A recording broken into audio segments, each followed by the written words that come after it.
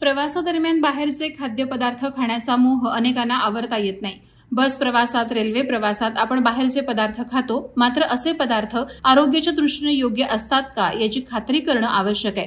कारण एका महिलेनं कर्जत स्टेशनवर घेतलेल्या वडापावमध्ये चक्क साबण आढळल्याची तक्रार केली आहे। कर्जत स्टेशनवर असलेल्या प्लॅटफॉर्म क्रमांक 2 वरील व्हीके जैन टी स्टॉल नावाचं दुकान आहे। या ठिकाणी चहा, कॉफी, वडापाव, भजीसह समोसा, इडली सारखे नाश्त्याचे पदार्थ मिळतात। स्टेशनवर येणाऱ्या प्रवाशांची मोठी गर्दी या ठिकाणी पाहायला मिळते।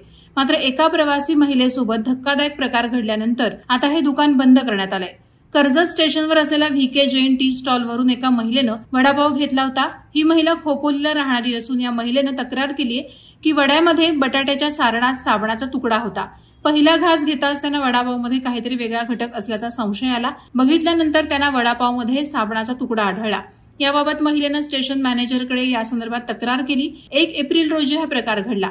या तक्रारीची रेल्वे प्रशासनानं गंभीर दखल घेत कर्जत रेल्वे स्थानकाचे स्टेशन प्रबंधक प्रभास कुमार लाल यांनी हा स्टॉल तातडीनं बंद करण्याचे आदेश दिले।